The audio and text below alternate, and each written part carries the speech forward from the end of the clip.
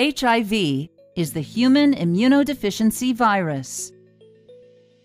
If you have HIV, you have an infection that damages your immune system over time and causes AIDS.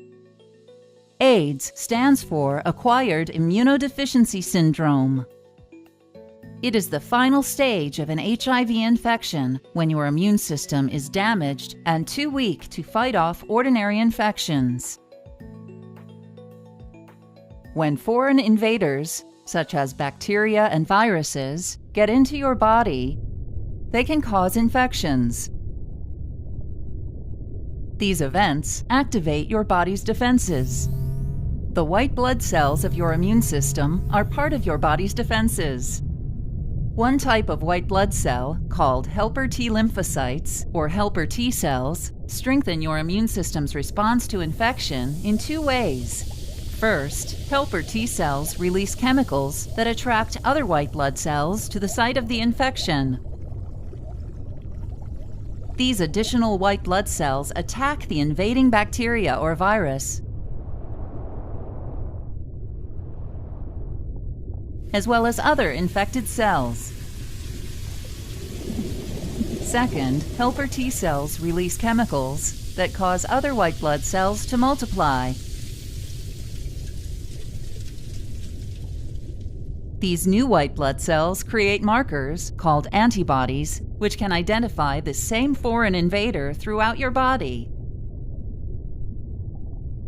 Antibodies attach to the bacteria or virus, marking them as targets for your immune system to destroy them.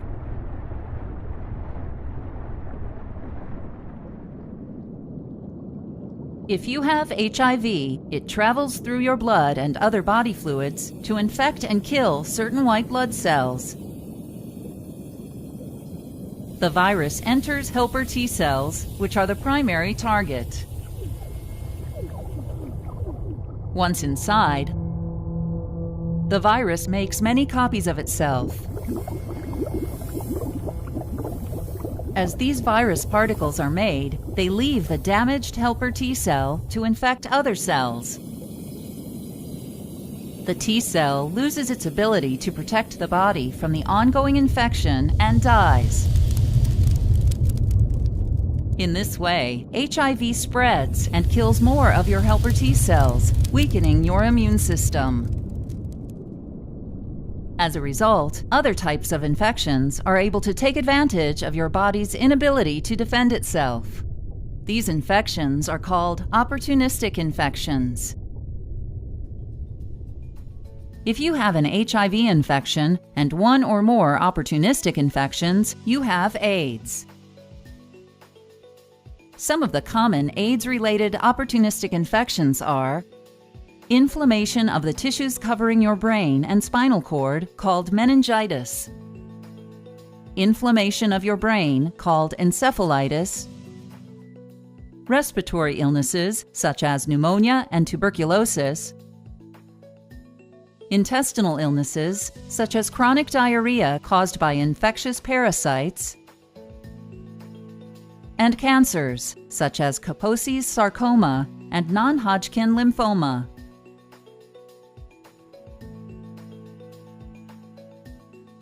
HIV passes from person to person through infected body fluids.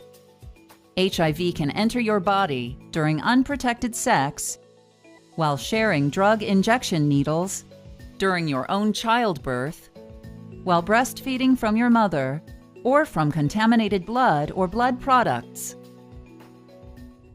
Although there is no cure for HIV, drugs called antiretroviral medications can reduce the amount of HIV in your body. One class of antiretroviral medication, called entry or fusion inhibitors, disrupts the HIV infection process by preventing the virus from attaching to your cells. Other classes of antiretroviral medications include reverse transcriptase inhibitors, protease inhibitors, and integrase inhibitors. These drugs prevent the creation, assembly, and spread of new viruses. Your doctor may prescribe a combination of these drug classes known as highly active antiretroviral therapy, or HAART. Antiretroviral medication doesn't completely remove HIV from your body, but slows it down enough to enable your immune system to fight infections. Regular blood tests will let your doctor know how effective your antiretroviral medication is in controlling HIV. If the number of helper T cells is high enough in your blood sample, your medication is working.